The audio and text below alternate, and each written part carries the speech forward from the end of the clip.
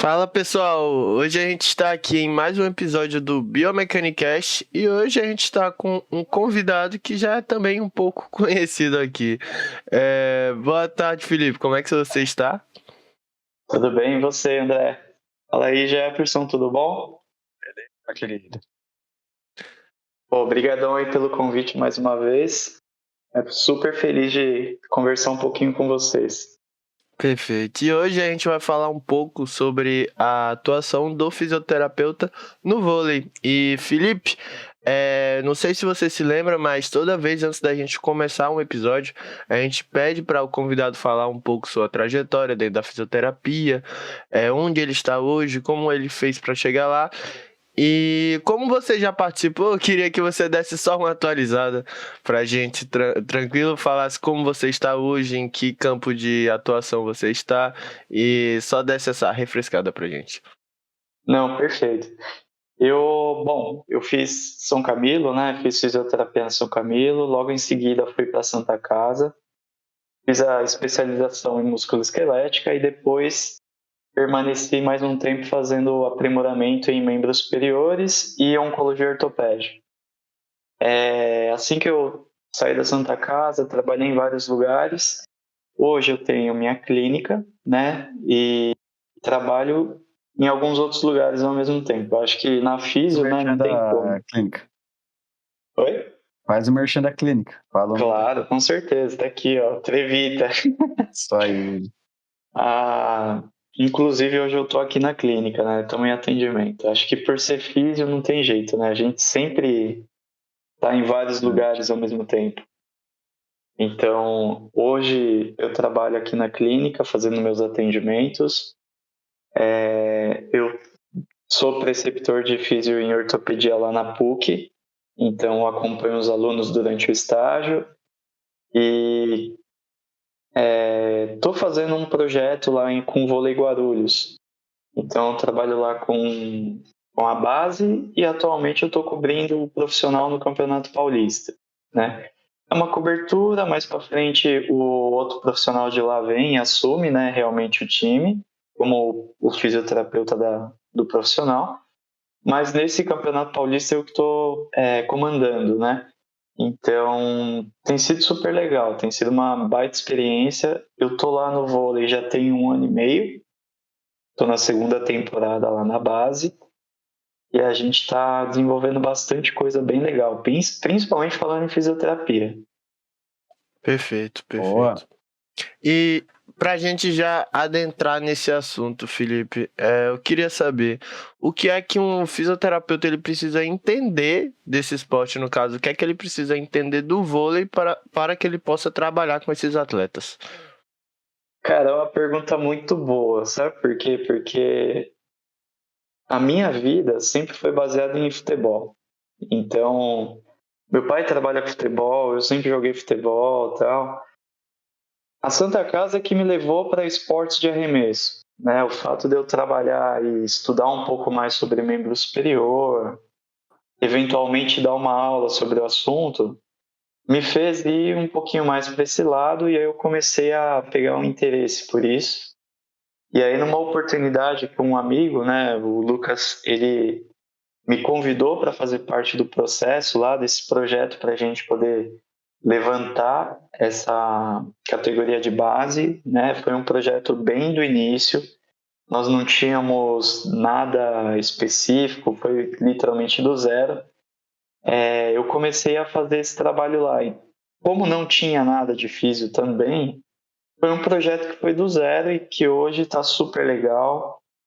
Os estagiários da PUC, então os estagiários que passam em fisioterapia esportiva comigo, eles também acompanham lá dentro.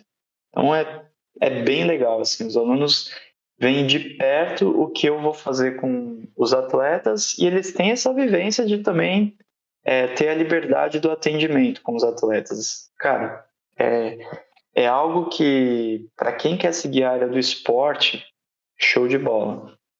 Vamos falar do esporte em si. Uma pergunta que eu faço para vocês. Pô, a gente está aqui no país olímpico, campeão de vôlei e tudo. Cara, vocês sabem o nome das posições de quem joga vôlei, não? É ponteiro. Pivô. Pivô. Calma, pivô. O que Líbero. mais? Ponteiro. Ponteiro é o quê? Atacante, assim? É. Tipo um ala. Aí tem um cara que tem que saltar antes da linha de 3 também. Tem um Eu sei levantador disso. também. Tem um levantador. Levantador. Então, quantas posições? São 5 posições? Ó, vamos lá. Então, vamos lá. Primeiro, o líbero, né? Que acho que todo mundo conhece. Aquele cara que é o defensor, né? O principal defensor e passador, vamos colocar assim. Porque é o cara que, na hora que vai ter o saque, ele precisa Ele estar na recebe. posição correta. Ele recepciona, e mais do que recepcionar, ele já arruma a bola para o levantador fazer o levantamento, fazer o passe. Temos o ponteiro. O ponteiro é o cara que ele vai defender a bola também. Então, junto ao líbero, vamos ter o ponteiro, que ele vai ser o principal passador. A bola vem até ele, ou então sofrer um ataque, ele já tem que defender passando. Então ele faz uma função parecida com o líbero, só que o líbero é o especialista em defesa. Pode ver e repara que quando está tendo um ataque, na hora que o cara faz o ataque, ou então ele se posiciona para fazer uma cortada, o líbero ele já está embaixo dele, da mesma equipe, né? Porque se a bola rebater no bloqueio, ele já está embaixo para poder defender a bola e levantar para fazer o contra-ataque. Então, o líbero ele é o tempo todo pingando de um lado para o outro. Por isso que são os caras com menor estatura, né? Eles são mais ágeis, eles conseguem fazer as coisas com mais velocidade. Então, nem tem como comparar. A estatura seria quanto, em média, assim? Porque Cara, a são média, mais altos, né? a média, eu vou falar para você que varia muito, viu? Por exemplo, o nosso líbero hoje, na base, ele tem 1,80. Nossa. Então, assim, ele não é um cara tão baixo, ele tem uma estatura média, Mas é mas ágil. também não é um cara tão alto para vôlei, é ágil. O do profissional, ele é um pouco mais baixo, mas também não é muito pouco, acho que é 1,70 e pouco. Então, a gente encontra bastante variação de altura, mas normalmente eles não passam de 1,85. Não é uma regra, mas é porque os caras são mais ágeis mesmo. Sim. Aí você pega, tipo, o ponteiro, ele também tem uma função de ataque. Então ele não é o cara que vai saltar muito, não é o cara que... Ele é o cara que ele é o faz tudo ali. Ele defende, ele também ataca. Entendeu? O cara que vai ser o principal atacante é o oposto. O oposto normalmente é aquele cara que vai pular do fundo e vai atacar. E normalmente ele vem pelas laterais. Ele não vem específico do meio e por aí. Ele vem pelas laterais, salta muito alto, bate a bola o mais forte que você possa imaginar, acho que dos atacantes do vôlei. E ao mesmo tempo é um cara que ele está exposto a muita energia cinética. Então se você começa a pensar em possibilidades de tratamento, prevenção, lesão, é um cara que pode apresentar 1000 coisas, né? Levantador, como o próprio nome diz, é um cara que vai levantar. Ele tem uma função secundária aí que é literalmente de bloqueio. Então, o levantador normalmente tem que ter uma estatura um pouco maior, porque numa situação de disputa de rede, ele tem que ter a possibilidade de subir e rebater a bola, ou de proteger o próprio time. Então, é uma função aí que é importante para o time pensando no jogo propriamente dito. O último é o central. O central é o cara que fica centralizado, como o próprio nome diz. Normalmente são os paredões, né? São os caras que têm mais de 2 de altura, são os caras que estão ali para bloquear e estão para atacar. É aquele cara que normalmente faz a bola do vôlei que você vê ela achando petróleo, sabe? O cara sobe 3 metros de altura e crava a bola no chão que você fala, meu Deus do céu, vai furar a quadra. Então, tem essas especificidades. E aí, como tem especificidade da posição, a gente vai encontrar especificidade de lesão também.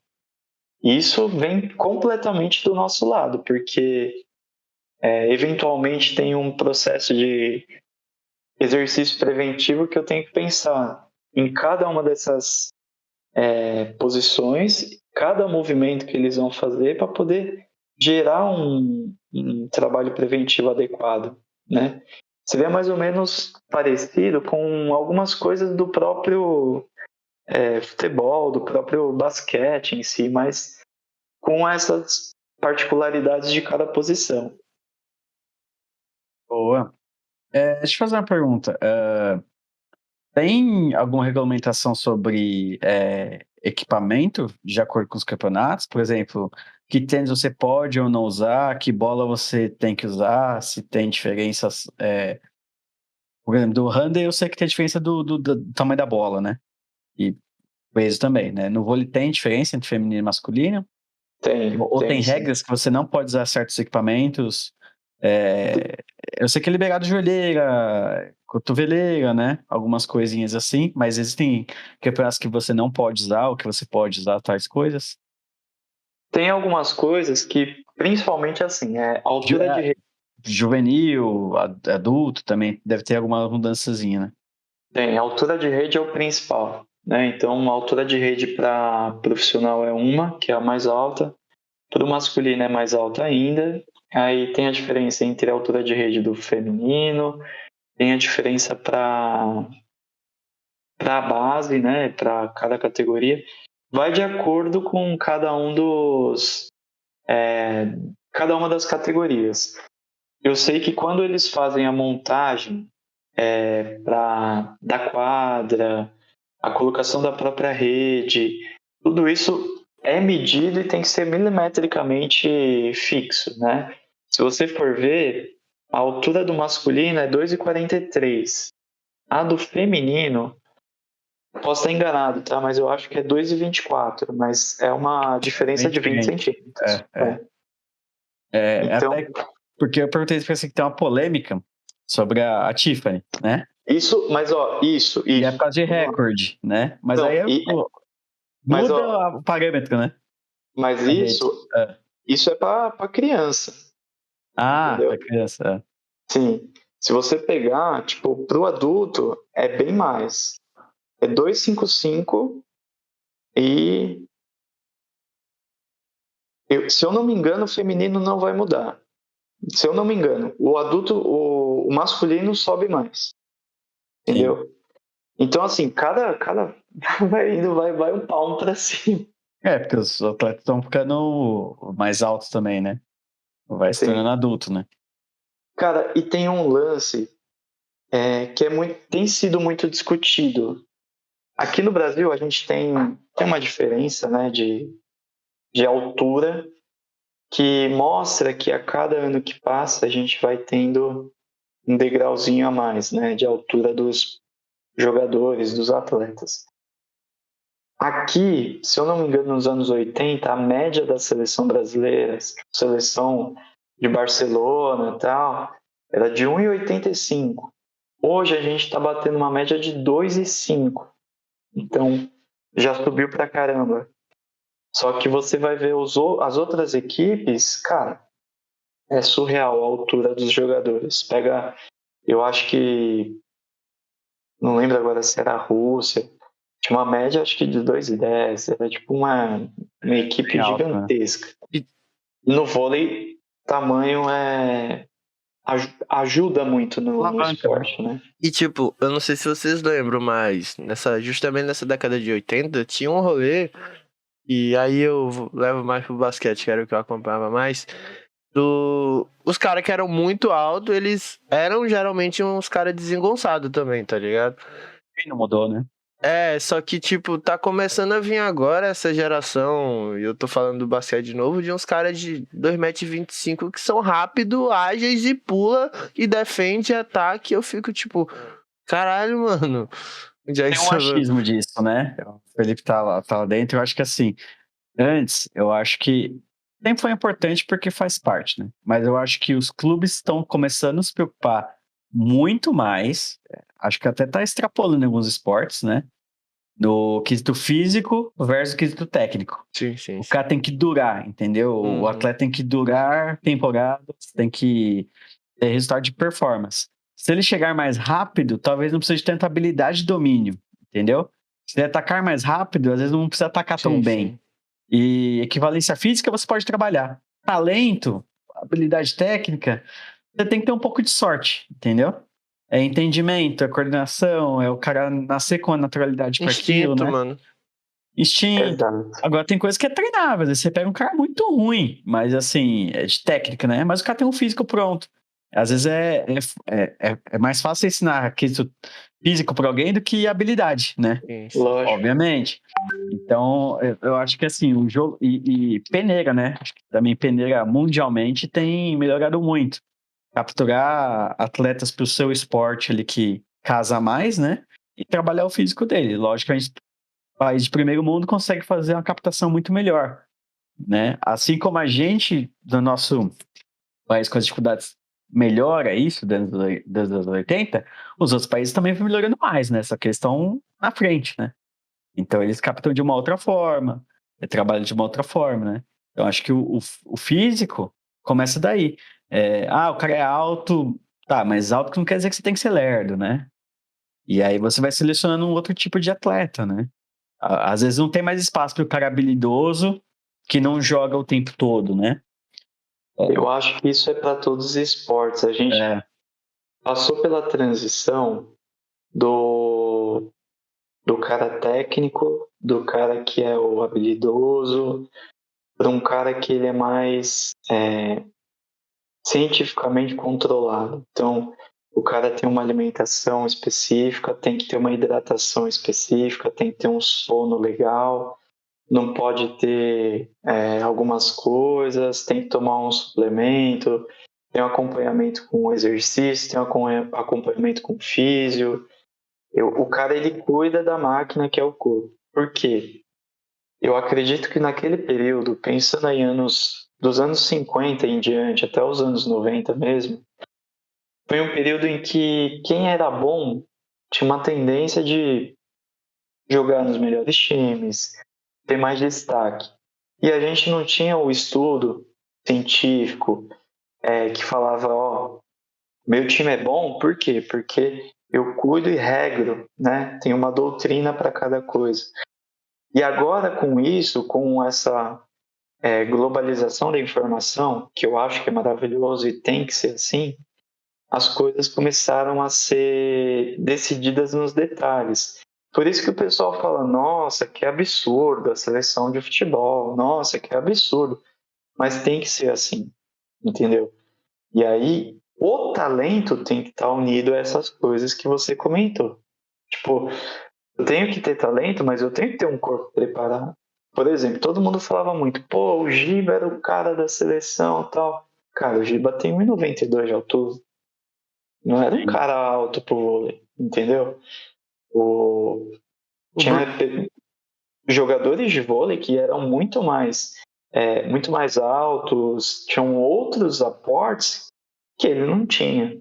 E ele virou uma referência nacional, por quê? Porque ele fazia determinadas coisas que os outros não faziam, entendeu? Porque o lance do jogo, e aí falando especificamente do vôlei, eu acredito que se encaixa em cada um dos esportes que vocês comentaram, é você saber jogar diante de uma situação. Então, por exemplo, todo mundo gosta de ver o quê? O cara tá no vôlei, eu gosto de ver a bola cravada no chão. É um ponto.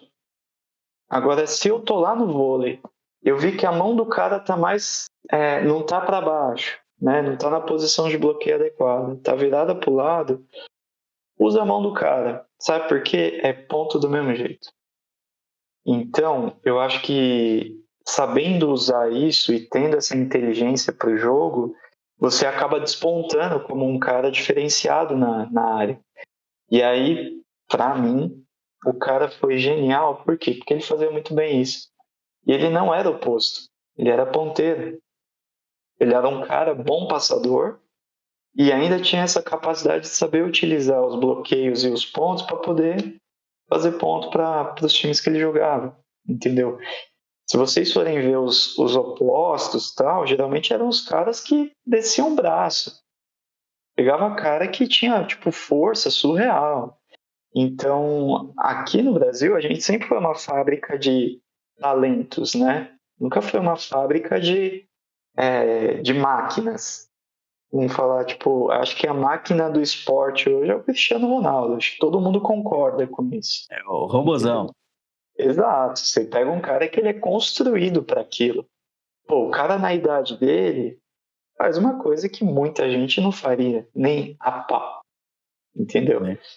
Então, agora, se você pega e vê um atleta que não cuida, que não tem esse pensamento, é totalmente diferente, né, cara? Putz, você tá lidando com um outro tipo de atleta. Talvez um atleta que não seja preparado para a época que a gente vive. Tem. Tá, que nem a gente fala assim, jogador dos anos 80, né? É, Passe. E do quesito de prevenção de lesão quando elas ocorrem, né? E a gente vai começar a tratar para esse jogador voltar, eu tenho duas perguntinhas, assim, né? Do que você está vendo na prática aí, o que é mais recorrente, né?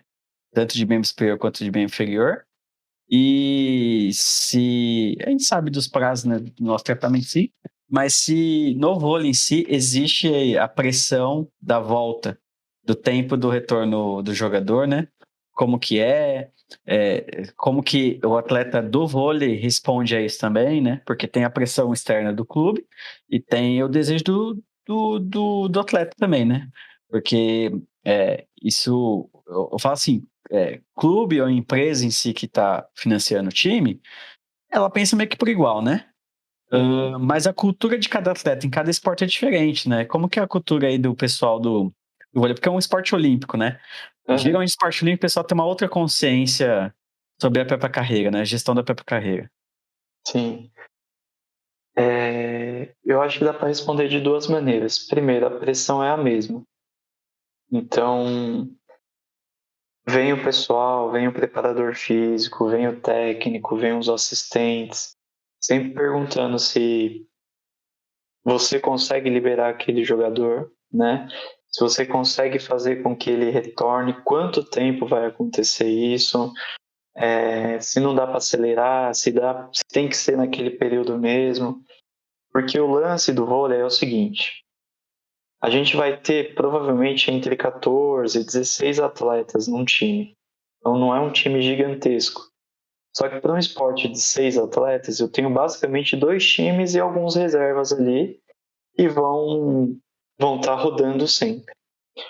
O time titular, normalmente ele joga muito junto. Não tem uma cultura muito de rodar, porque se o levantador, que é o cara que faz o time rodar mesmo, botar a bola no chão, dar ponto, ele conhece bem os caras que vão atacar, então ele tem uma grande possibilidade de fazer ponto, de girar a bola, de fazer com que as coisas funcionem, certo? Pensando nisso, um cara que é levantador e que se machuca é um puta problema. Porque o levantador é o cara que vai deixar você na cara do gol. É o cara que vai levantar a bola, só tem que fazer o quê? Colocar. E aí, ele se machucando, eu tenho um problema, porque levantador, o cara tem que conhecer, tem que saber, puta, eu vou levantar a bola para trás, porque eu sei que o oposto vai estar daquele lado. Vou levantar para tal lado, porque o central vai vir, vai ameaçar, chega o oposto do fundo e faz a pipe, que é o lance mais bonito do vôlei. Você pega o ponteiro que está lá naquela ponta, levanta, entendeu? Então, eu acho que tem muitas situações aqui para a gente poder pensar. Com relação à pressão, o bom lá de Guarulhos, eu não posso deixar de exaltar isso, é que o tempo todo eu tenho contato com a equipe. Então, seja com, por exemplo, eu vou falar do principal, que é onde eu trabalho, que é a base. Desculpa. Na base, eu tenho contato com um técnico, que é o Flávio, direto. Então, Se eu falo, ó, Flávio, eu tenho que segurar, não dá para eu liberar ele, vamos segurar mais aí uma semana, 2, me deixa super à vontade para poder fazer isso. A professora de educação física é a Bruna, então toda vez precisa falar alguma coisa, dar uma ênfase em algum treinamento, então fazer algum programa preventivo, também super abertura para que a gente possa fazer isso junto. Tem um assistente dele que é o Marcos, né? O Marquinhos também tem essa questão de sempre estar próximo. O nosso lance lá não é nem inter, é muito transdisciplinar, entendeu? Então, eu tenho liberdade para poder entrar e falar assim, olha, eu acho que isso aqui não está tão legal, talvez a gente tenha que pensar de outra maneira. Assim como o pessoal tem liberdade para chegar e falar isso para mim. Entendeu? Pô, Felipe, você estava fazendo aquilo, acho que não é tão interessante.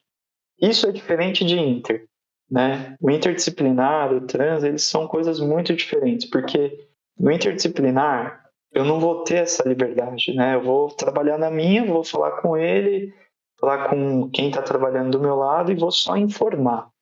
Não vou permitir que eles cheguem aqui e deem opinião, né?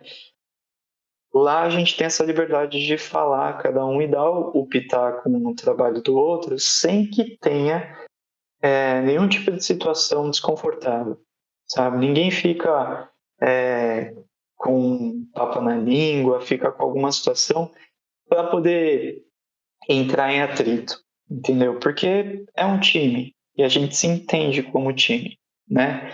Então hoje realmente eu tenho essa facilidade com eles comigo, porque a gente criou o projeto junto desde o começo.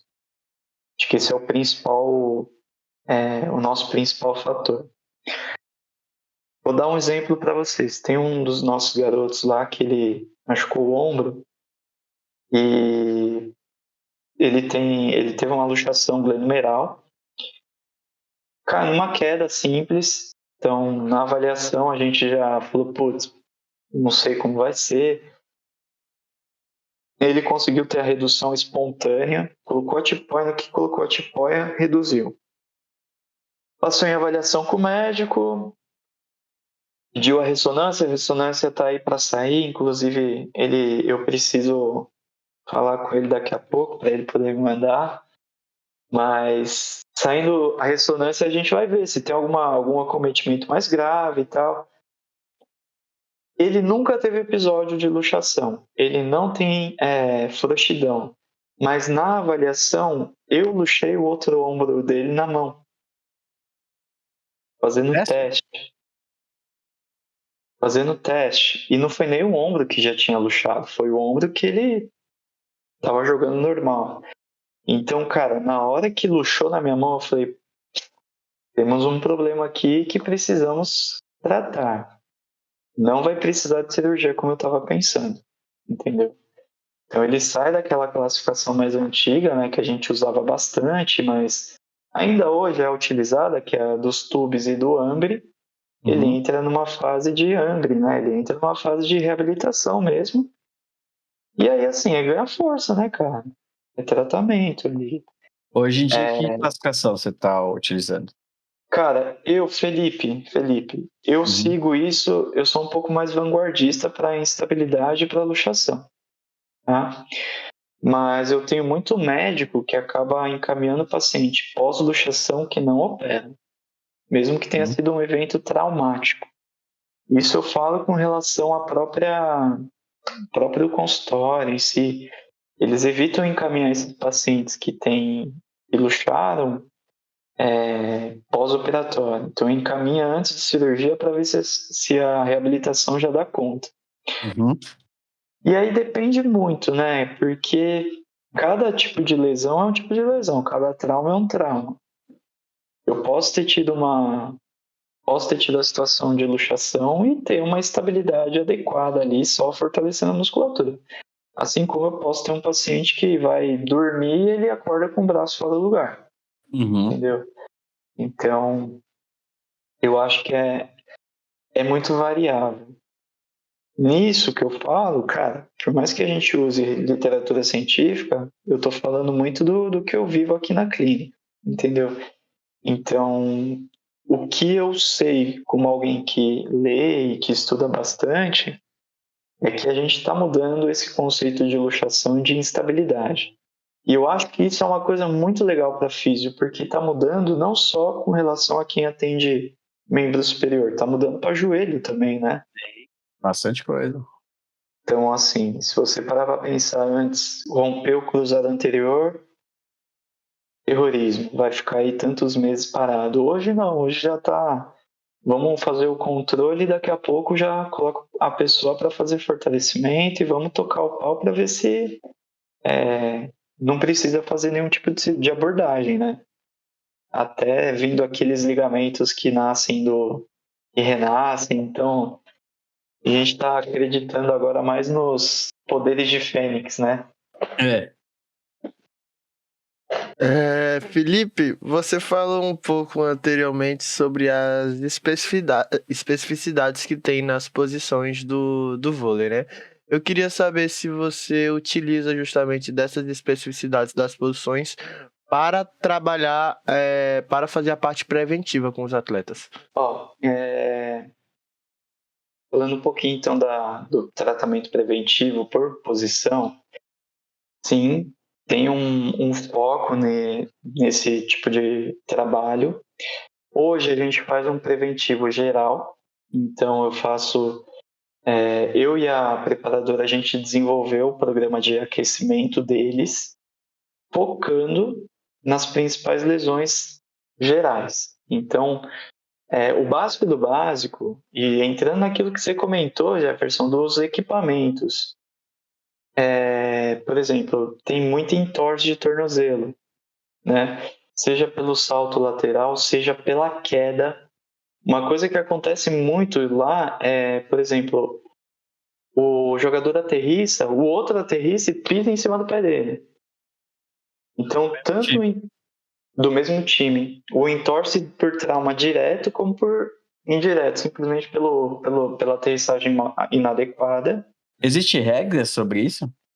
Cara, eles podem usar a tornozeleira, muitos Não. usam. Sobre posição do pé, porque, vou dar um exemplo, tá? Na NBA, Sim. só na NBA, no basquete olímpico, não. Existe uma regra sobre salto que você não pode estar em certas posições. O cara tem que ser obrigado a dar um espaço X para você diminuir isso, entendeu? Uhum. O que eu sei que tem, obviamente, é que você não pode ter a invasão, né? Quando você for atacar, pisar, etc., você não pode invadir o lado adversário. E normalmente eles fazem, acho que muito uso dos aircasts, né? Mas não tem uma coisa específica. Por exemplo, você tem que dar 3 passos, 4 passos. Não. Pulou, bateu. Entendeu? Aircast, para o pessoal sabe, lembrar, é aquela órtesezinha que tem as laterais ali, né? Cobrindo os maléolos, né? Acho que é uma boa colocar o registrado ali do lado do nome, né? Ah, é verdade. Aí, se der patrocinar, patrocina, senão... Exato. Isso aí. Mas é o principal tipo de tornozeleira que eles utilizam porque é a que fornece mais estabilidade para essa situação. Tem essas tornozeleiras de prática esportiva, então os atletas acabam adquirindo e utilizando para jogar. Para você, muito difícil. É confiança do atleta ou para você clinicamente isso dá uma certa melhorada? Eu acho que tem os dois. É os dois. Eu acho que tem os dois. Eu acho que, obviamente, o cara vai se sentir mais seguro, mas a própria órtese, ela dá uma certa estabilidade na região.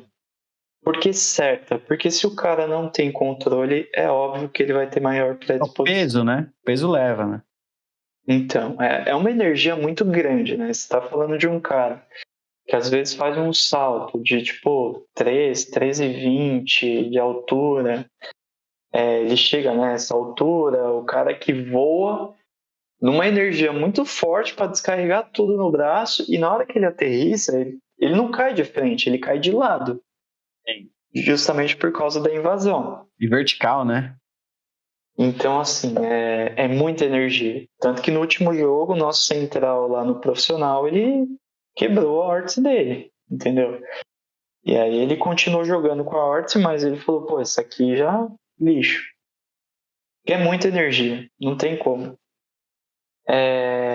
Então, assim, a gente tem várias situações de jogo que são controladas pela pessoa, obviamente, mas esses utensílios são importantes. Joelheira, cara, o cara que se joga no chão para defender tem que ter uma joelheira ali. Porque a laceração, a lesão de pele, ela também é muito incisiva no vôlei. Cotoveleira é um ou outro, aí é mais gosto do freguês. Agora, o que está muito, muito em alta é o uso daquelas braçadeiras, né? Principalmente o pessoal que vai fazer passe, então ponteiro. Manguito, né? O nome, eu acho. Eu vou falar para você que eu já vi de vários tipos de nome, cara. Já vi braçal. Braçal é osso, mas bom. É feio, né? Então, assim, vários estão utilizando. Mano, quem lançou isso foi a galera anos 2000, cara. Aí eles estão copiando agora.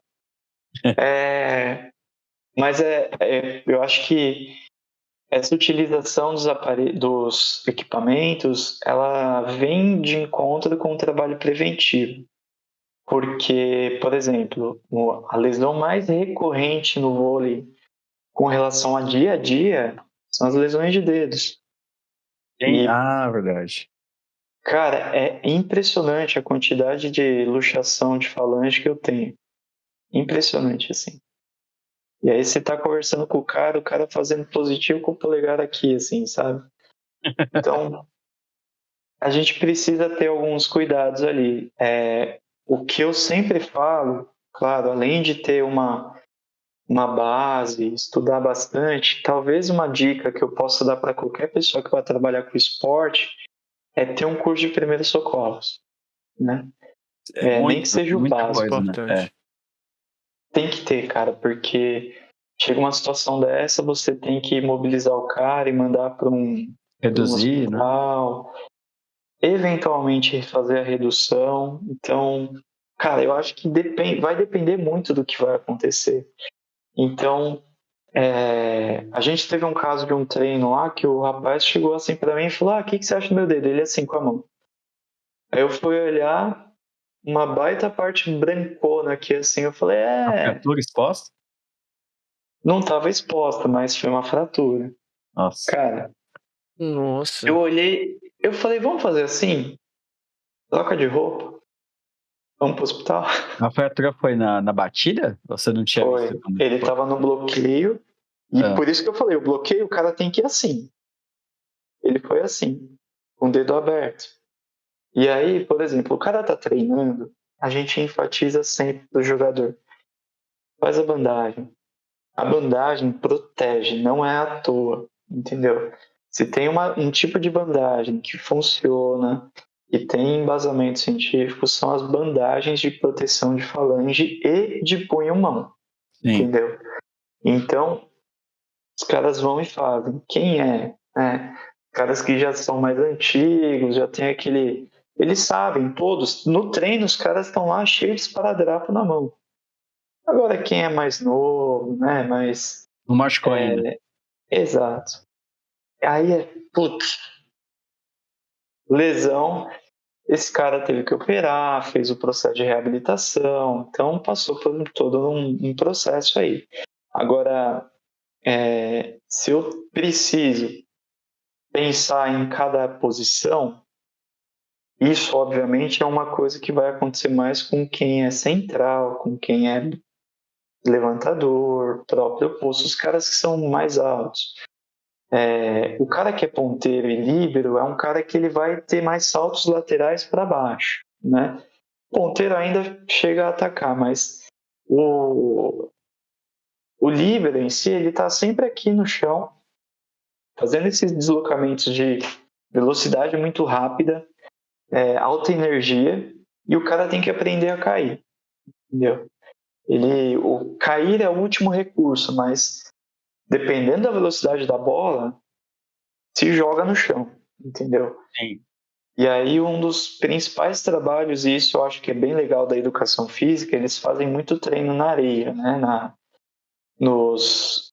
beach vôleis aí da vida, a gente vai para areia, faz muito treino de queda, muito treino de velocidade, de potência, porque se o cara consegue fazer isso na areia, provavelmente na quadra, ele vai ter um resultado muito melhor.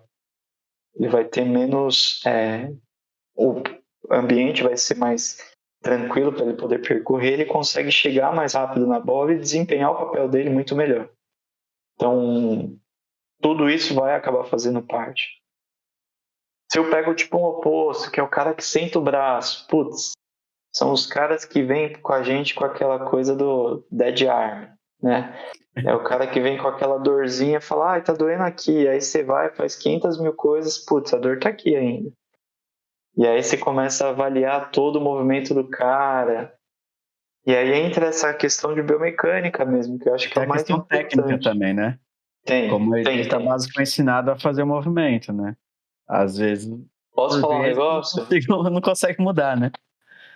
Muito jogador de vôlei vem do handball. Ah, é? Uhum. Porque o cara cresce, né? Aí ele... Exato. Então o cara, tipo, ele tem um puta arremesso, só que aí o cara fica gigante. Bater, arremessar. E aí ele não sabe fazer aquele gesto. Então, conforme vai passando o tempo, ele começa a adquirir aquilo. E é diferente. Muito jogador, eles vão fazer o arremesso, então vão bater na bola. Cara, é muito interessante você ver, porque ele inclina o tronco de um jeito que você vê ele fazendo um gesto, cara, que é muito louco. É tipo... É o crial no ar. É perfeito, é isso mesmo. E aí, quando você fala, não, vamos ajustar um pouquinho aqui, aí você mostra pro cara como ele tem que fazer, talvez entre naquela velha discussão, mudança de gesto esportivo, né? E aí, mudar gesto esportiva, eu, Felipe, não faço. Eu tenho uma opinião que eu acho que entra no que a gente estava conversando, né? De vanguarda aí, de... A chance de ser replicável é pequena, né? Exato. Eu acho que o único cara que mudou gesto e teve algum tipo de sucesso foi o Djokovic. Isso aí, esse mesmo. É o único. Ou muda ou encerra. Exato. Mudou o saque, né? Tem os vídeos de saque dele mudando. Eu acho mudou pra melhor. Cara, eu acho muito legal, porque o cara foi surreal. Ele tinha uma biomecânica de saque que era assim, absurda. Às vezes, assim, eu gosto mais de esporte, eu gosto de trabalhar com luta, né? O esporte individual às vezes ajuda isso, eu acho, sabe por quê?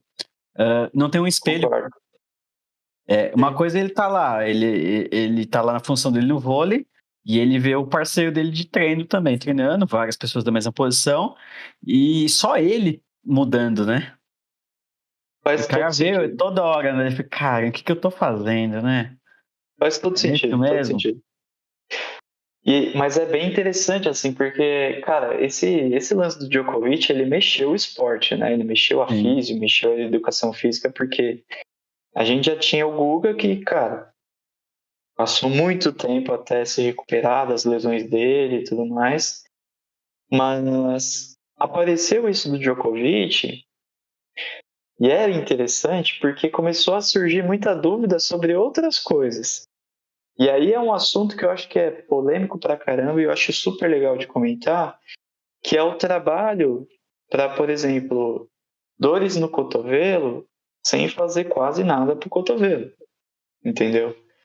É um trabalho que você vai ver curso, profissionais, todo mundo falando mesmo no beabá. Faz o fortalecimento e dane-se o ombro, dane-se o funil de força, né? Então, se você parar para pensar e chegar a fundo, é uma transmissão de força que vem do dedinho do pé. Sim. Então a gente brinca muito, fala, pô, esse cara aí eu tenho que fazer fortalecimento do foot core, tenho que pegar a musculatura do pé dele e deixar íntegra para que ele... Mas aí também não é uma linha tênue e perigosa na beira do penhasco, porque assim, é uma correlação de energia cinética, né, no movimento, mas aí não vou falar o nome do cara, tá? do B, trilhos anatômicos, tá? Que aí tem isso também, assim, a gente vê muito da escola europeia aí, né? Falando sobre as cadeias de movimento e tal, trilhos anatômicos, blá, blá, blá, blá, que não tem uma comprovação científica. E aí, lógico, existe uma sinergia de movimento, uma cinética, que vários componentes vão levar a um problema e também a solução daquele problema. Mas aí a gente cai nessa linha aí do penhasco, assim, de coisas que são teorias, puramente teorias, que a gente não consegue comprovar, só que tem receitas de bolo Sim. nessas teorias. Mas é muito mais fácil, se não é receita de bolo, do que a gente buscar alguma coisa que a gente não tem um parâmetro gêmeo para tratar esse cara. Esse cara é único, de um evento único, e com ele funciona assim. Porque ele tem um corpo, uma biomecânica muito específica. Então, cada caso é um caso novo. E é E você muito quer fácil de acertar e errar no caso novo. mais polêmica? Uhum. E a gente fica nesse meio termo, né? Tipo, pô, por onde eu estudo isso? Por onde eu vou? É a minha prática, a experiência, a teoria de um cara dos anos 80, né? Você sabe qual é a minha opinião? É que a fisioterapia está acabando. Porque hoje, talvez a gente tenha que estudar psicologia. Sim, a gente começa... Porque, não, cara, tudo é biopsicossocial. Uhum. Tudo é no... Você tem que pensar nisso, naquilo. E, entenda, por mais irônico que eu tenha tentado ser agora, é preocupante. Sim. Porque a galera tá deixando de lado o princípio da nossa profissão. Exato. Que é o físico, entendeu? né? Que é o movimento. Então, não, porque compensação, isso e aquilo. Acho que isso não tem discussão. Eu brinco com os meus pacientes que eu digo assim, por mais que você deseje muito e acredite muito em tal coisa, quando chover, a água vai cair de cima para baixo. Entendeu? Porque tem muita coisa que na natureza não importa quando se deseja, ela vai continuar existindo. A teoria da gravidade é uma teoria, mas a gente sabe que as coisas caem para baixo. Então. Entendeu? Por algum motivo, você pode chamar a gravidade de outra coisa, né? A teoria não pode estar completamente certa, mas assim, a gente tem essa explicação para esse fenômeno. A gente sabe que o fenômeno acontece, você desejando ou não, né? Então, às vezes, eu penso isso também, que às vezes o pessoal extrapola um pouco sobre isso, sobre o BPS, né? Tá bom, existe uma influência disso, existem doenças que o pessoal cria completamente sobre o desejo dela, alergia, essas coisas. Mas o físico é assim, é igual a esquizofrenia, né? O cara vê a coisa pegando fogo e pergunta pro cara, tá pegando fogo mesmo? Aí o cara fala, tá sim. Ah, beleza, eu achei que era da minha cabeça, mas tá mesmo, vou apagar, né? Você tem que perguntar pro geral também, né? Se é uma percepção única sua. Agora, se todo mundo tá vendo algo, é porque aquilo existe, né? Essa é a base da realidade, né? Todo mundo vê.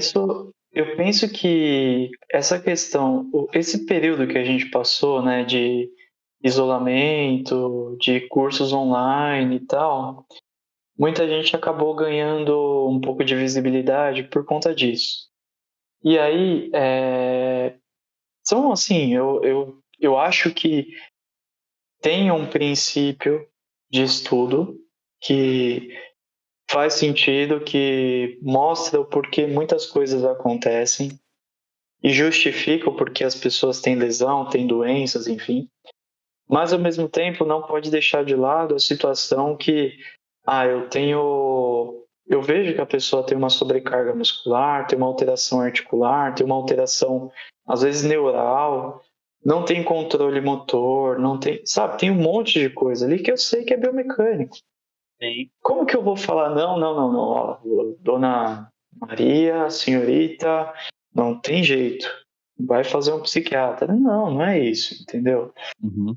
Eu acho que da mesma maneira que antes, quando eu me formei, lá em 2011, eletro, tudo você botava eletro, independente, choquinho, ultrassom, laser, blá, blá, blá, blá, tudo você colocava eletro.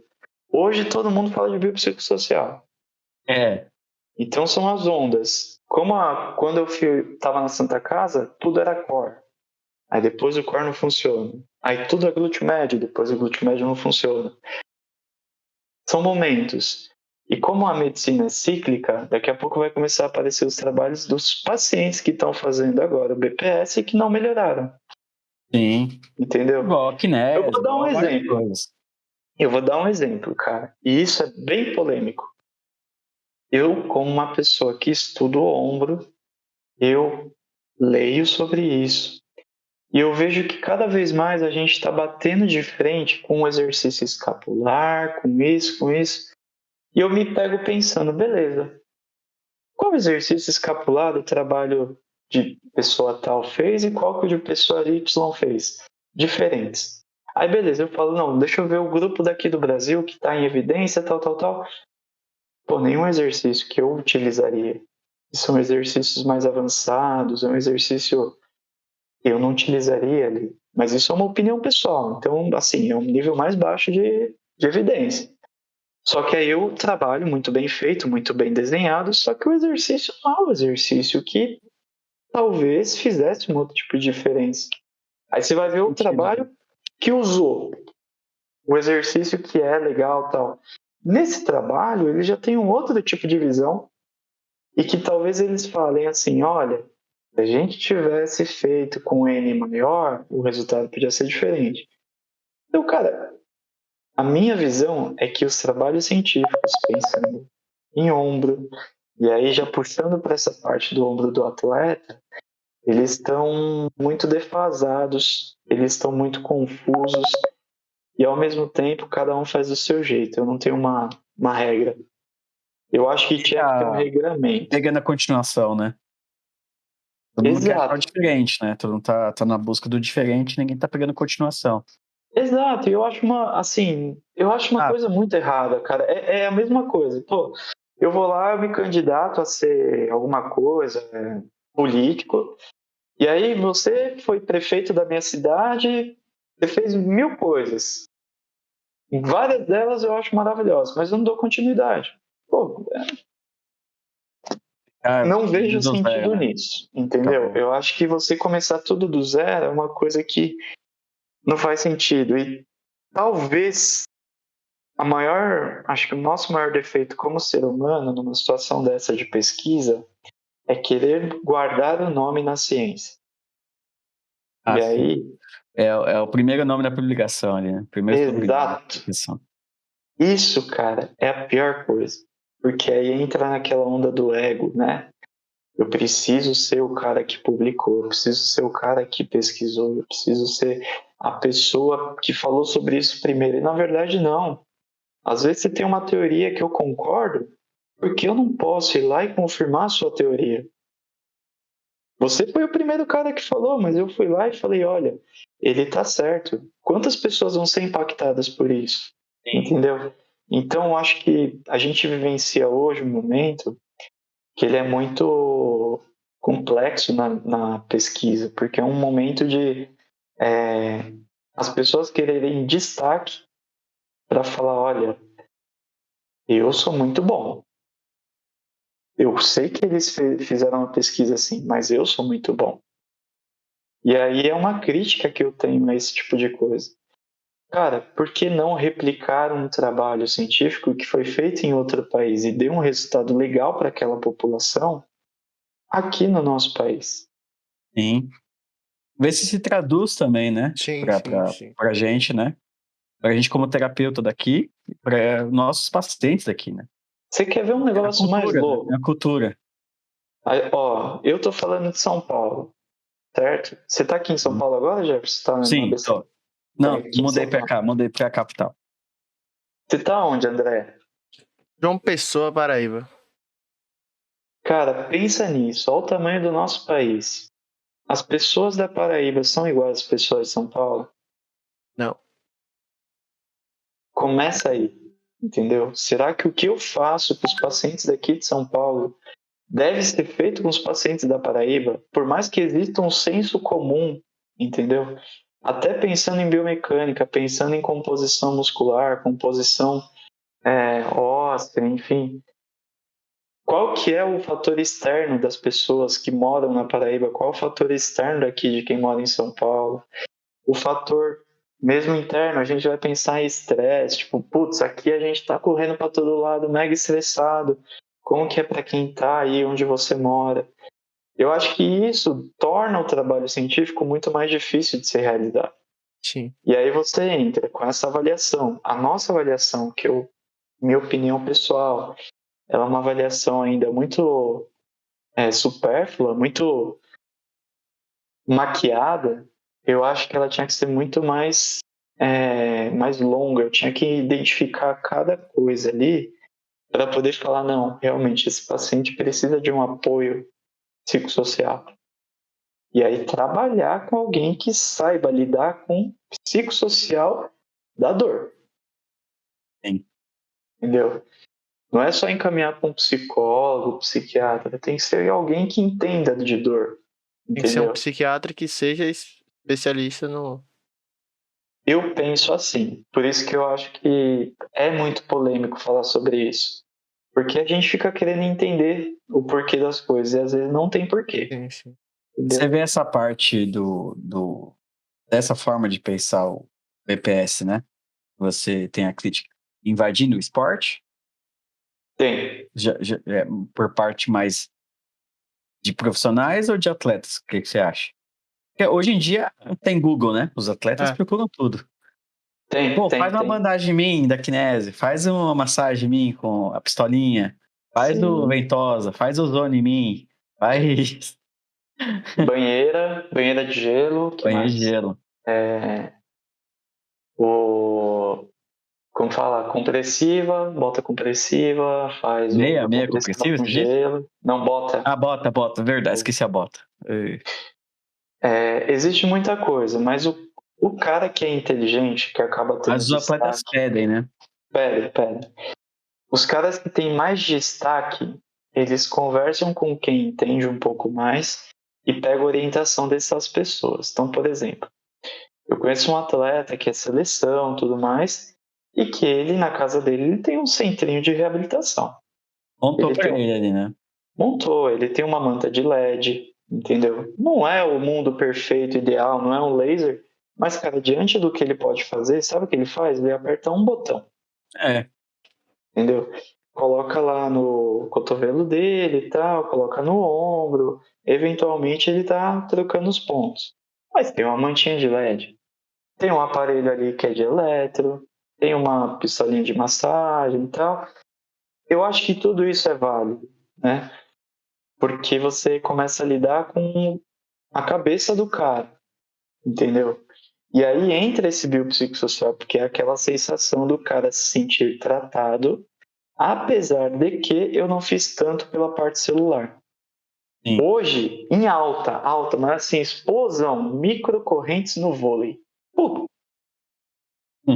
todo mundo tem um aparelhinho que gera microcorrente. Todo mundo. Aquela que não tem sensação nenhuma? É, exatamente. E aí o cara vai fazer tal, por quê? Porque viu um jogador grande de Fazendo. tal, tal. Exato. Uhum. Aí você fala, não, legal, vou ler um pouquinho de microcorrentes, né? Você pesquisa MENS, pesquisa microcorrentes mesmo. E, eventualmente, você vai achar alguns trabalhos. Sim. Mas nada específico assim, falando, olha, nesse esporte você pode usar. Nessa lesão você pode usar. Não tem dose, não tem nada, tem É. segurança. Não tem uma. Se você for falar em aspecto de biossegurança, é muito dos É pior, né? trabalhos que rolavam há muito tempo. Então, o que rolou nos anos 90, sim, E e os que parâmetros hoje, eram outros, né? exato, o aparelho era outro, entendeu? Mudou tudo. Então, é uma linha muito tênue. Como que você vai falar pro cara assim, olha, então, o gelo, ele não tem o efeito anti-inflamatório que você está falando. Ah, meu Deus do céu, eu sempre escutei falar, mas ele não é anti-inflamatório. Polêmica porque separa a fisioterapia, separa a medicina, separa tudo, porque todo mundo fala que é e no fim ele não é. Ah, mas porque tem a vasodilatação, tem isso, tem aquilo. Tá, mas ele não é contra, ele cessa. Cessar não é ser anti-inflamatório, Isso. entendeu? Então a nomenclatura tá errada. É igual o que eu brinco lá que os caras falou, tô tomando medicamento, né? E o medicamento produz tal efeito. Eu falei, não é bem esse efeito, é esse aqui. Aí você explica, né? Tem uma diferenciação e tal, né? Ah, mas dá o mesmo resultado. Ah, ok. Aí você fala assim, pô, não precisa ser tão chato de falar, tão científico. Mas isso, quando a gente não faz, como a gente é profissional de saúde, vai criando uma mitologia, né? Sim. E aí vai indo, e aí vai indo. Aí a pessoa acredita só no marketing da coisa. Então, e Igual sabe o que é isso? shampoo que muda DNA. Tipo, não posso fazer isso, cara. Né? Porque isso vai agravando até para nós mesmos. Porque aí a gente começa, como profissional, perder Esse é o fala ponto. versus um influenciador. Não, mas o cara Esse falou é o isso. ponto. É assim, tá tendo um desrespeito pelo diploma, entendeu? Ah, o cara só tem Sim. um diploma. É assim, você tem que partir do pressuposto que ele estudou e se credenciou para ter esse diploma. No mínimo, por todas as críticas que as pessoas possam ter à estrutura acadêmica, entendeu? Mas tem que pedir pressuposto que a pessoa está fazendo de boa fé e de forma correta, do que a sociedade acha correto, né? Você quer ver um negócio muito louco? A gente tá falando dessas coisas e tal. Uhum. Você vai lidar com o esporte de maneira geral? Eu penso que você tem que ter uma linha entre as crenças e uma linha entre a ciência. Ao mesmo tempo, você tem o dever de informar o cara. Sim, Então, né? Sim. entrar nisso. Você vai falar pro cara, olha, eu tô fazendo isso aqui porque eu preciso de tal situação no seu braço. O cara tem que saber que você tá fazendo aquilo. Então, você tem que dar orientação e educar o cara. Sabe por quê? Para ele não ser um reprodutor de informação errada. Uhum. Sim. Então, o mínimo Até é porque a você. nossa informação correta de hoje pode não ser a de amanhã, porque alguém Sim, vai sim. comprovar, né? Isso E que as pessoas posso não te entendem falar, sobre ciência, assim, eu não tô correto, cara, eu só tô seguindo o que é evidenciado. o que é Amanhã eu posso falar assim, atual. ó, o que eu falei ontem é besteira, tá? Surgiu um Tô, negócio hoje aí e agora é assim. tô sendo E eu acho que o orientado segredo. pelo que foi É, comprovado. E o sim, segredo do sucesso é esse, é você conseguir ter essa capacidade de chegar pro cara e falar, ó, eu tava errado. sim, Isso é o mais difícil, entendeu? Então, você ter essa capacidade de chegar e falar, olha, o que eu tava fazendo com você, eu não faria hoje, a abordagem tem que ser outra e tal. Por mais que você gere um estresse na pessoa, até porque a pessoa vive do corpo dela, né? Tá falando sim, do atleta, a máquina dela, é o corpo. Então, ela se sente às vezes até ofendida. Só que se o cara, desde o começo, você trata ele, dando as informações, mostrando para ele como que funciona, como é cada coisa, pô, a chance dele entender a situação é bem alta, entendeu? A gente estava falando, né, voltando um pouco para trás do funil e de transmissão de força, eu lembrei de uma coisa. A gente falando dessa situação de epicôndilo, de cotovelo, tem uma tem saído muito trabalho com ênfase em outras coisas. Então, tem saído trabalho com ênfase em trabalho escapular, mais manguito rotador. Saiu um trabalho na JOSPT falando da avaliação de manguito, né, de rotadores externos com dinamometria de tenistas que têm dor no epicôndilo lateral. E é interessante porque esse trabalho aí ele fala o quê? Quem tem dor tem perda de força de rotador externo. E aí, quando você pensa em disfunção de ombro, você pensa, por exemplo, em fraqueza, tal, você começa a pensar nos sinergismos, né? nas pares de força que acontecem em ombro e, consequentemente, o ombro, por ser um membro que trabalha em cadeia aberta quase todo o tempo, ele precisa da força dos músculos do cotovelo e do punho.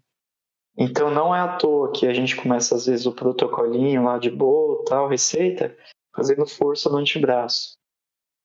Eu lembro que eu li um artigo do Mike Reynolds que ele falava que era o bráquio radial, ele tem um braço de alavanca específico para auxiliar os rotadores laterais do ombro. E aí quando eu li isso daí, eu falei, cara, interessante, né? Nunca pensei isso. É uma coisa que pouca gente fala. Comecei a analisar, tipo, meus pacientes fazendo rotação lateral e comecei a ver realmente a musculatura está contraída. Comecei a pedir para ativar, fazendo às vezes uma supinação, alguma coisa. Muda um pouquinho o resultado. Só que aí você começa a ver que o cara ele começa a ter menos dor, você começa a ver outros efeitos. E aí você parar para pensar e fala, cara, não tem como, não tem tratamento que é segmentado. A maioria dos tratamentos eles são gerais, então tem que pegar a pessoa e tratar ela do pé à cabeça, mesmo que a lesão seja no dedinho da mão. Então a minha visão hoje ela está muito mais centrada essa questão biomecânica do que necessariamente a biopsicossocial. Não vou deixar de lado isso, porém, eu sempre vou levar em consideração que algo ali está mais característico para o movimento do que característico para o pensamento. Tá? Tá em altíssima. Você comentou dos caras procurarem no Google, etc. Tá em altíssimo. O cara ir lá e falar, não, vou fazer um psicólogo. Fazer um Principalmente no psicólogo. esporte, né? Exato. Eu Vou vejo fazer muitas entrevistas com atletas que você tem uma equipe, um staff de psicólogo, né? Acho que a mídia também tá pedindo pro cara, né? Sim, isso tá muito em alta. Se Aí o cara você não vê. faz, dá uma impressão que ele é desleixado com a Esse é o performance ponto. dele. Faz Esse é na o ponto. pressão, né? É ruim isso, faz na pressão. Aí você vai ver, tipo, por exemplo, né? Hoje eu acho que o maior psicólogo do Brasil se chama Abel Ferreira no Palmeiras, né? Porque todo mundo, o tempo todo fala, é sempre Abel Ferreira. Melhor do país inteiro. Então, assim, é impressionante, cara, Vai porque passar só no Brasil esse episódio. é uma situação muito engraçada, porque o É, cara, isso, ele fala... isso mesmo, eu falo assim, não, é que o técnico é a mágica, né? Porque ele tem o mental dos jogadores. Pô, e o trabalho, o super trabalho da parte do departamento de saúde do De clube, que eu não saúde, gosto perfeito. do termo departamento médico. É, tem a FIS fazendo o trabalho deles, tem o departamento de fisiologia, tem o pessoal do treinamento, não tem a parte médica também, mas é o Então, conjunto, né? É o é o conjunto, conjunto, não não tem dá para ver como. só de motivação, né? É Então, eu penso futebol, não nisso. é futebol, é vôlei, não é campeonato de coaching, né? Então, Tem isso, né? aí você vai ver, tipo, realmente, para você ganhar uma situação de jogo, você tem que estar com a cabeça boa. Só que se você não tiver corpo bom, você não ganha. Sim, é as duas coisas, né? Então tem que ter um equilíbrio aí. E esse equilíbrio, eu acho que na físio a gente está perdendo um pouco a mão. É. Opinião muito pessoal, muito pessoal. Isso é minha opinião. Tudo Uhum. virou biopsicossocial, a galera está levando biomecânica pro ralo. Vai voltar, é questão de tempo, eu não tenho dúvida. É que nem você falou que foi formado em 2011, né? Eu me formei em 2012.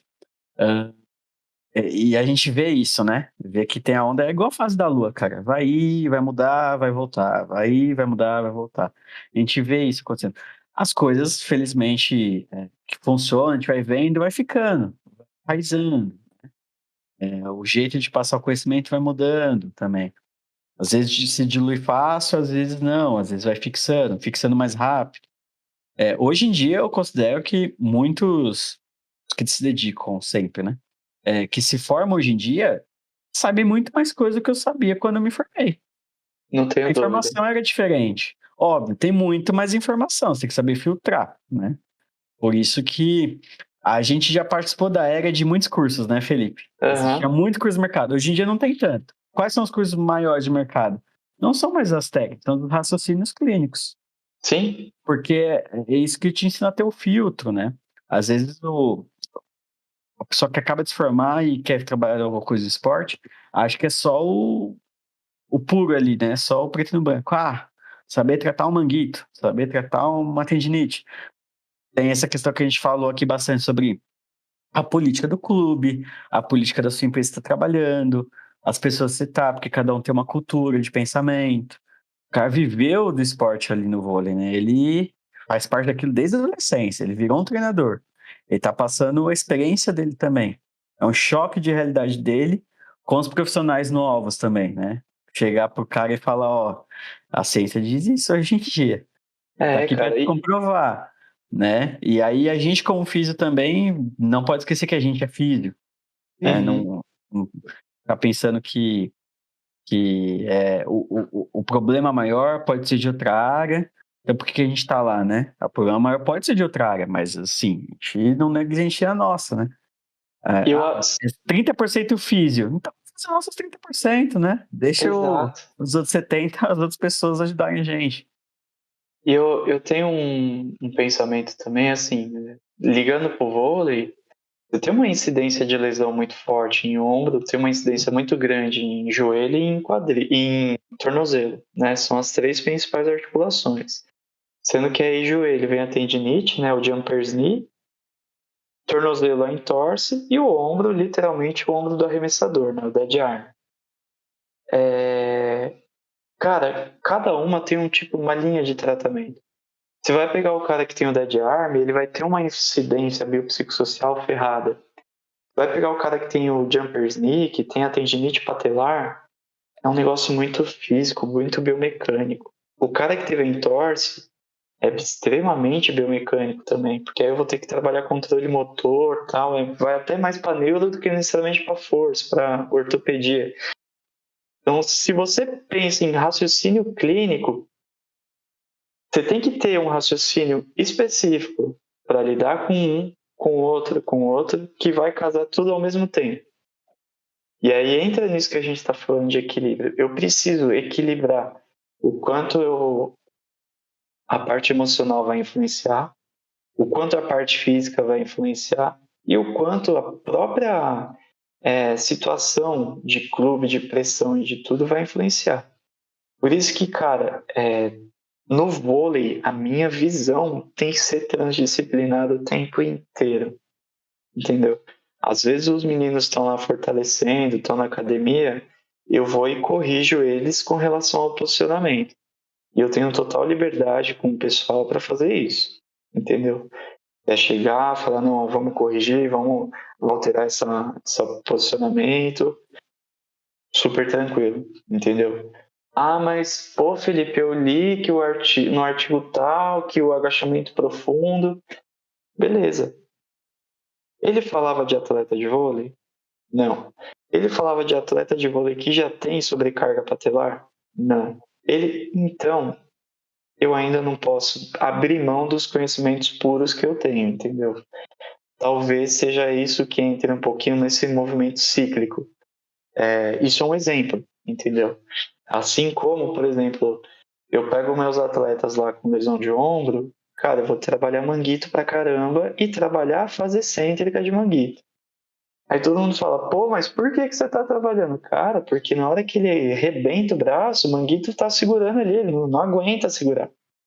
De que adianta eu ficar arrebentando o braço do cara, dando peitoral pra caramba, supino, tudo mais, sendo que ele não tem força pra fazer isso aqui, na cápsula.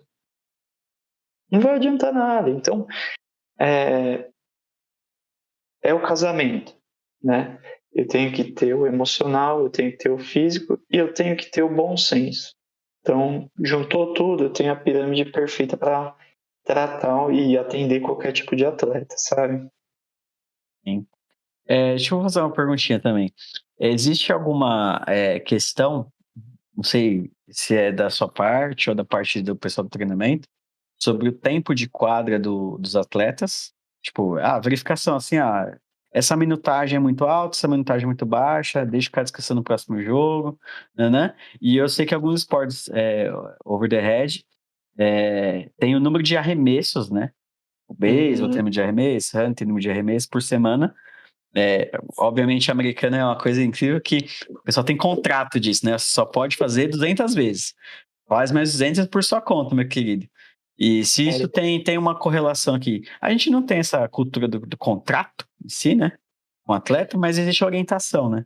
Existe esse tipo de estudo, orientação da parte técnica? Quem poupa, quem não poupa, quantos minutos fica, essas coisas. Eu vou falar para você a nossa experiência em Guarulhos, tá? Uhum.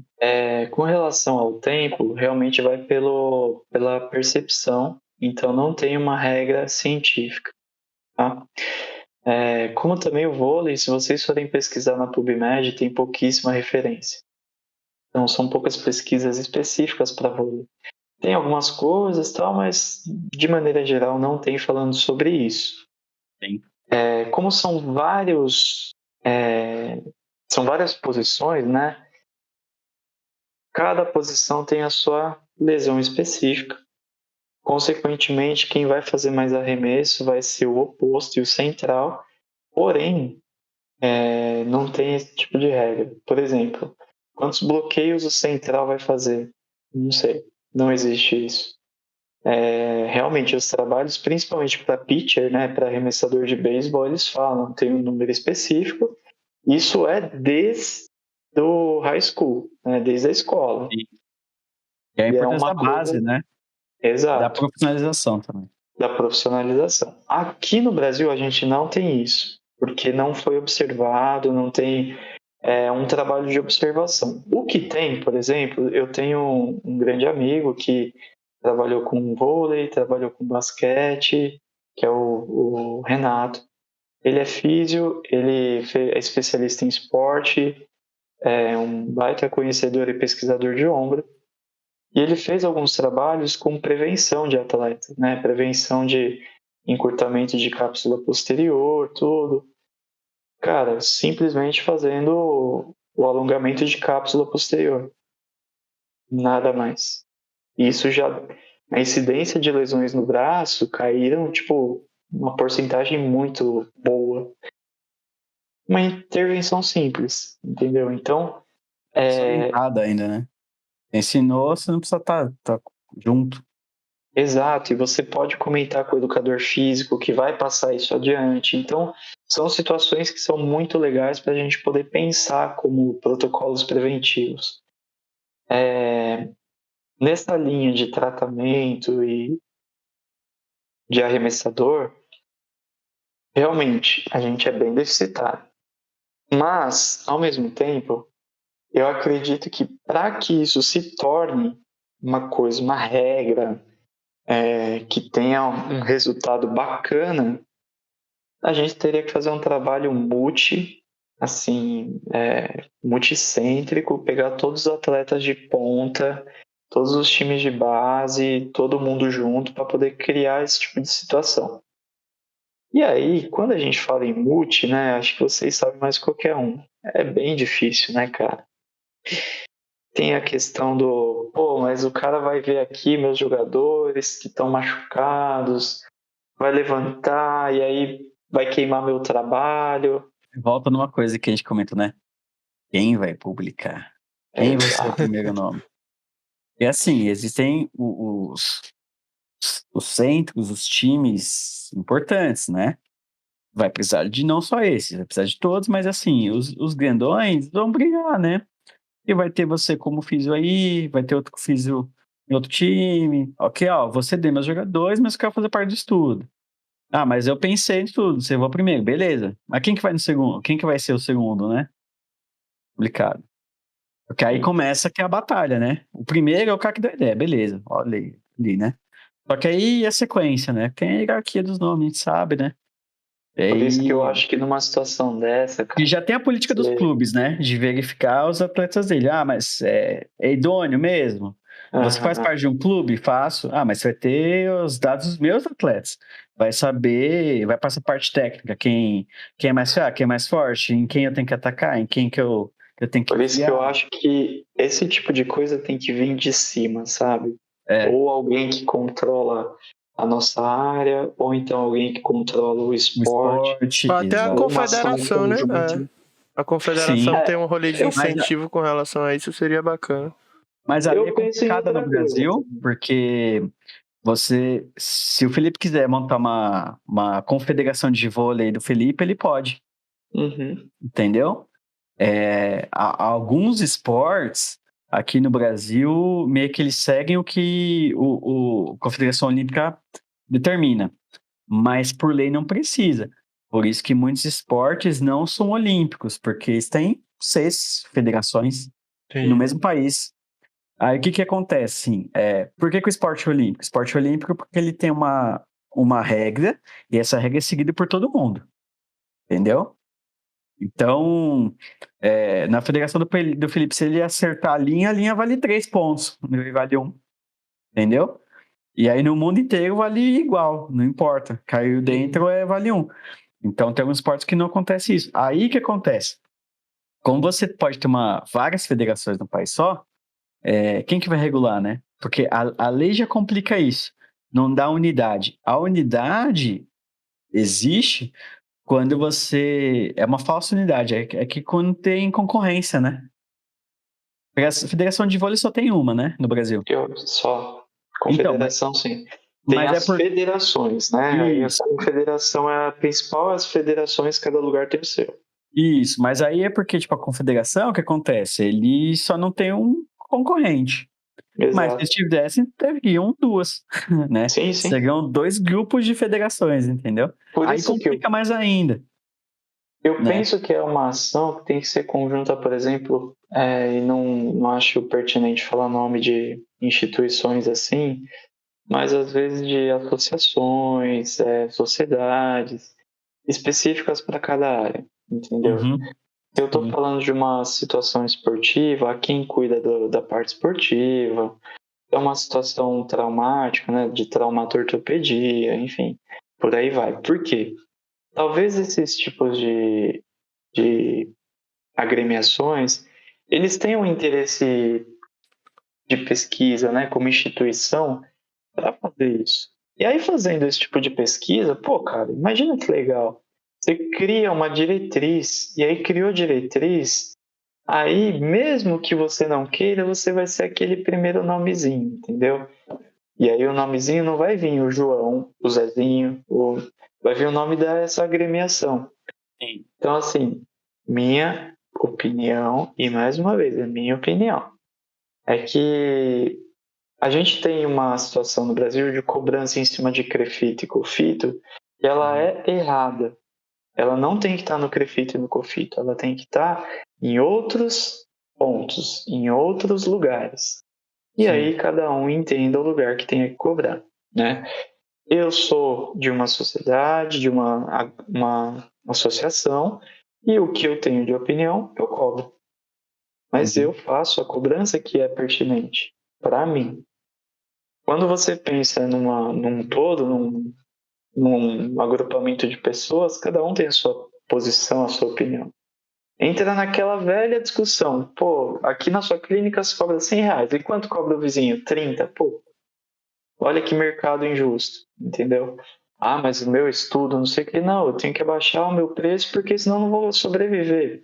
A gente está num país que é difícil, entendeu? Então,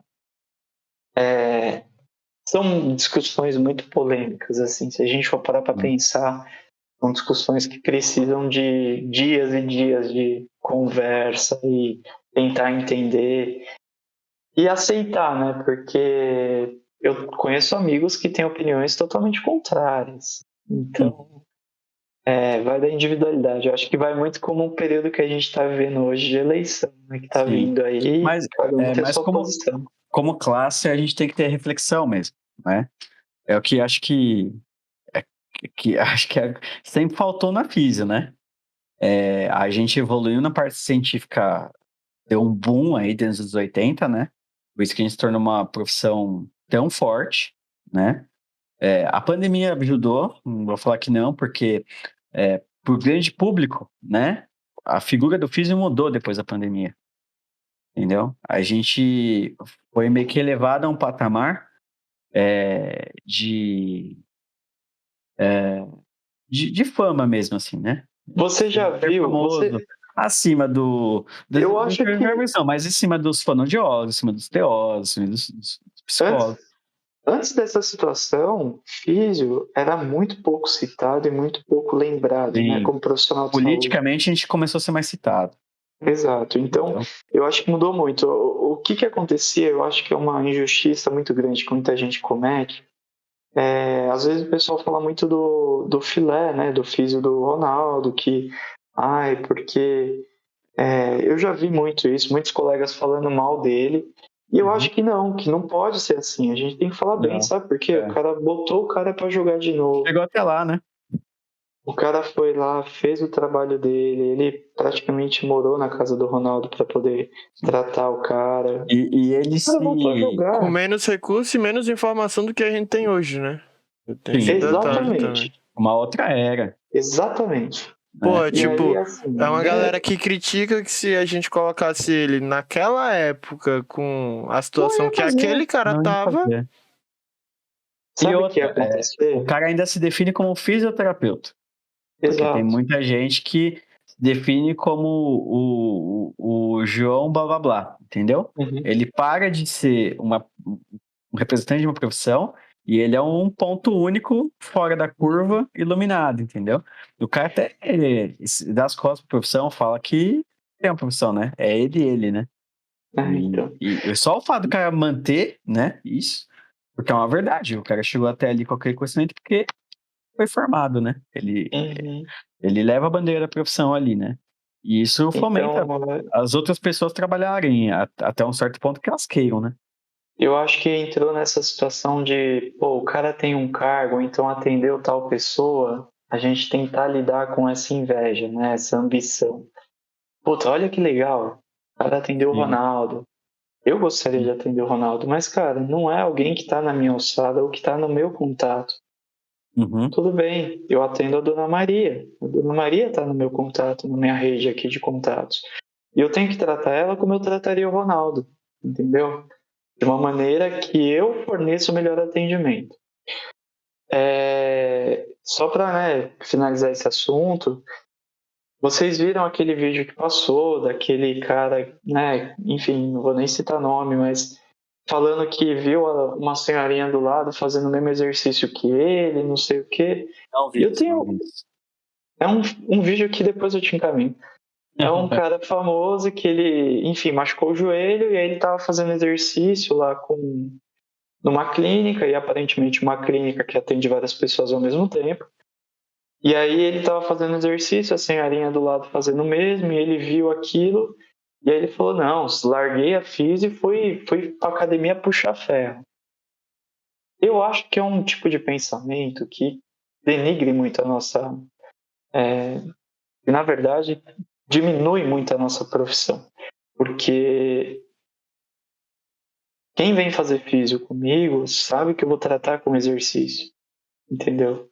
Agora, ele foi um lugar em que, infelizmente, o profissional que estava ali, ele não tinha como, ele tinha que atender provavelmente uns 5, 6 pessoas ao mesmo tempo. É o forgismo que a gente chama aqui. Então, É e a aí, o que ele vai disposição. fazer? Não tem o que ele fazer, entendeu? Ele vai passar a mesma coisa para todo mundo, independente do tipo de especificidade. E talvez o exercício que ele estivesse fazendo ali Pega fosse o interessante mais pra ele. indicado para aquele momento, entendeu? É. Aí não adianta o cara criticar porque a pessoa do lado faz, não sei quem faz. Eu acho que é uma linha muito, muito tênue para andar, né? Você está Uhum. falando de atendimentos que são padronizados e que, enfim, influencia na parte econômica também. É muito difícil falar sobre isso, né? Sem criticar o cara que infelizmente tem que se submeter a esse tipo de atendimento e fazer esse atendimento porque tem que pagar as contas dele. E a pessoa que vai buscar isso porque ela também tem que pagar as contas dela. E aí talvez ela só tenha essa possibilidade de tratamento. Ou ela não conhece lugares que façam outro tipo de tratamento.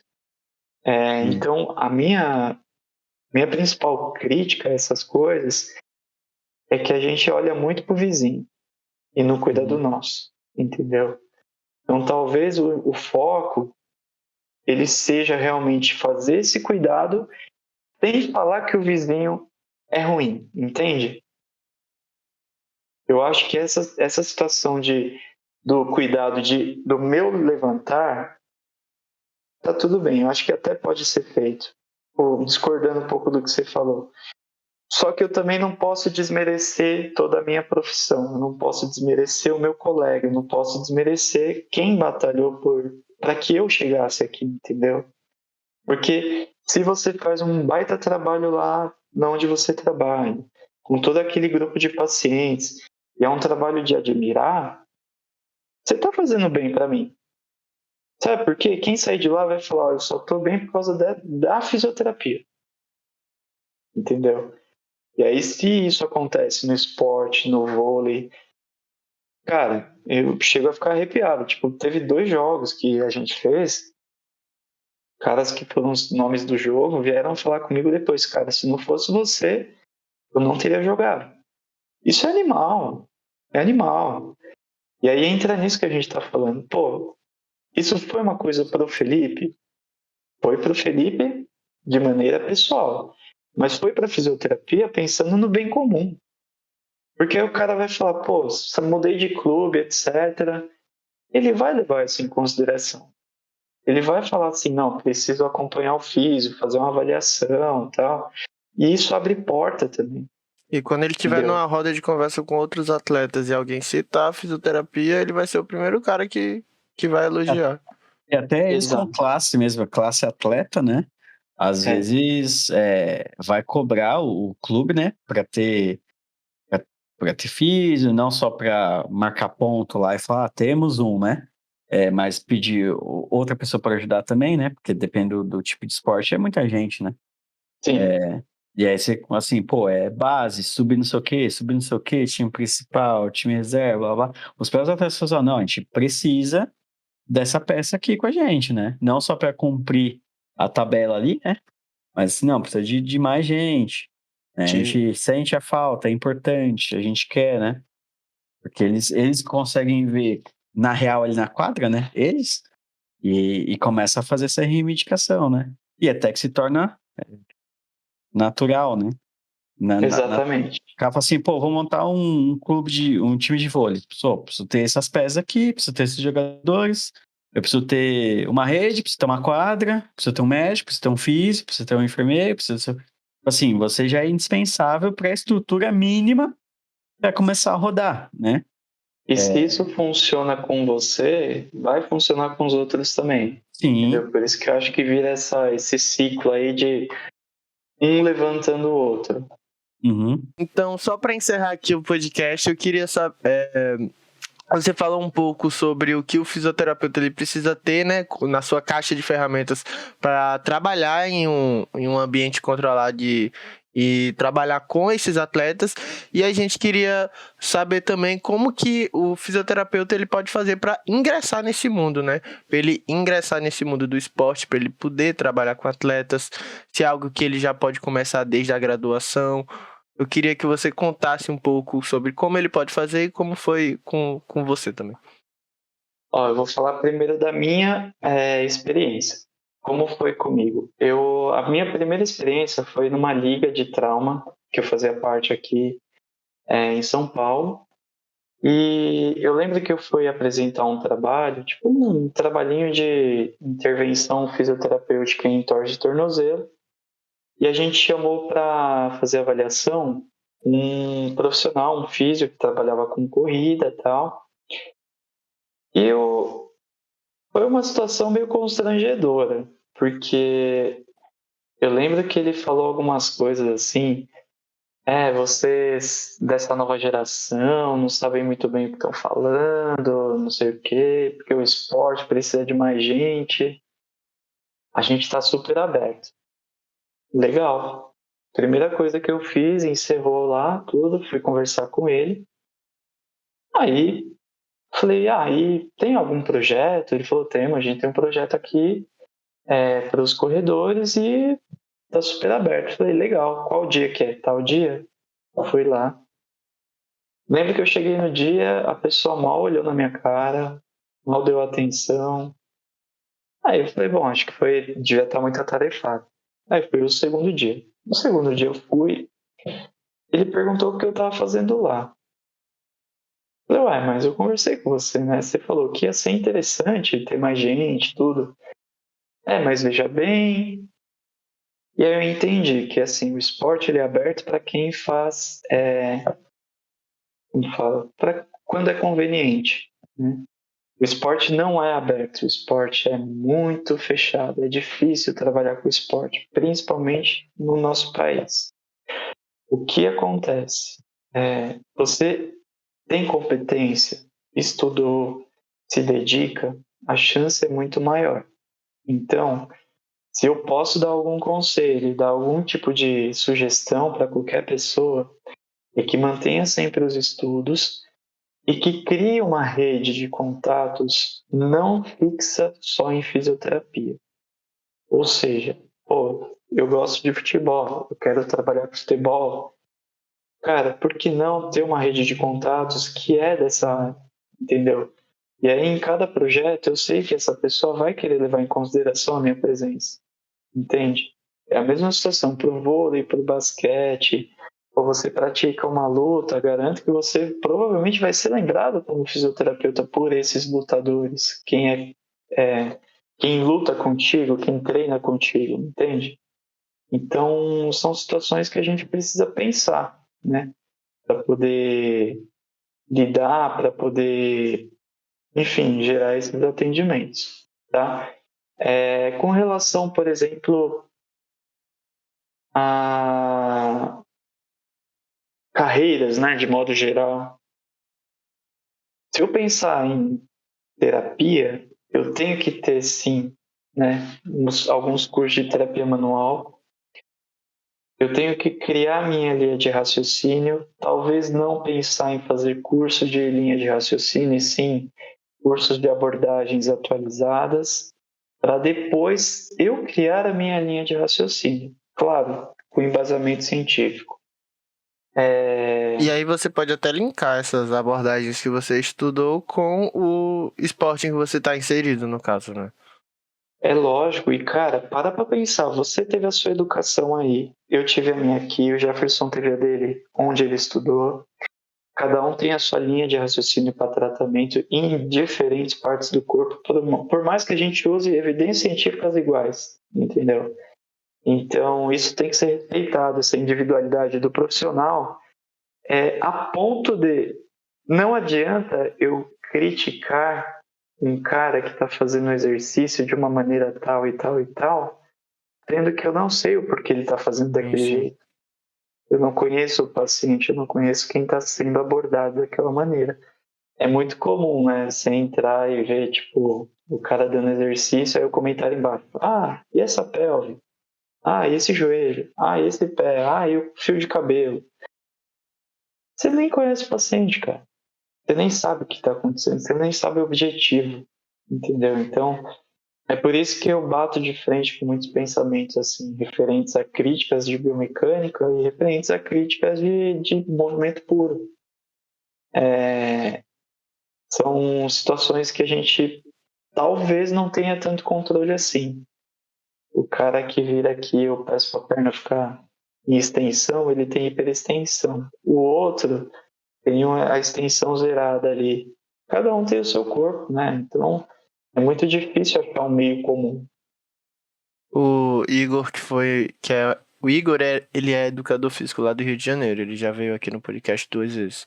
Ele cita isso que você fala e ele fala como terrorismo biomecânico. Ele usa esse termo, eu gosto muito, particularmente. É muito bom, eu vou começar a usar também. É maravilhoso, eu acho que faz muito sentido, assim. Mas de maneira assim, por mais que não tenha soado tão positivo, o esporte é uma área muito, muito enriquecedora, assim. Você vê vitórias o dia todo, assim, com relação à parte de resultado e com relação à parte pessoal, né? Hoje em Guarulhos a gente tem um projeto que é totalmente voltado para o atleta, né? Estudante. Então, primeiro de tudo, vem realmente esse foco na preparação do ser humano, para depois vir o foco do atleta. E aí, eles sendo vitoriosos como pessoas, a gente consegue tentar buscar a vitória como atleta, né? Vários já estão na faculdade, vários começaram a faculdade esse ano, alguns terminando escola. Para a gente, esse é o mais importante, é formar o cidadão de bem. Se necessário, estamos ali do lado para fazer a parte física, né? Para deixar o cara apto a praticar aquele esporte. O último conselho, realmente, se você tem algum conhecido que é de uma área esportiva e quer entrar nessa área, talvez seja o melhor meio mesmo de contato. E aí, como físio, pô, se você falar para mim assim, Felipe, queria ir lá te acompanhar um dia, super à vontade, é só entrar em contato comigo que eu não tenho porta fechada não, entendeu? E eu acho que isso talvez seja o que mais tenha me ajudado a chegar onde eu cheguei ali dentro de Guarulhos. Perfeito, perfeito. Alô, empresas aéreas, quem quiser mandar uma passagem pra eu ir acompanhar o Filipão lá, tamo junto. Felipe, muito obrigado pela sua participação de novo, meu camarada. Antes da gente começar aqui, a gente tinha combinado de ficar no máximo 40 minutos, 50 minutinhos conversando, e a gente já vai em 1h40 aqui. Não tem jeito. Acontece. Então, tá tudo bem. Eu queria agradecer a vocês, né, mais uma vez. Deixar um abraço aqui pro Anderson, que é o presidente lá do clube, né? Pro Daniel, que é o supervisor, para todo mundo que faz parte da equipe. E, mais uma vez, só agradecer a vocês aí pela participação. Deixe seus contatos para o pessoal entrar em contato. Perfeito. Meu e-mail é felipeamfontana@gmail.com. Meu Instagram é fisiofelipefontana, né? Então, @fisiofelipefontana. E qualquer coisa, é só me chamar lá que posso demorar, mas eu respondo. Beleza. Tá Perfeito. certo? Todas essas informações estarão na descrição do vídeo no YouTube, então se você está escutando pelo Spotify, saiba que você também pode assistir com imagens pelo YouTube, e se você está assistindo pelo YouTube, saiba que você também pode escutar pelo Spotify. Bem, a gente fica por aqui, né? E valeu, até o próximo episódio.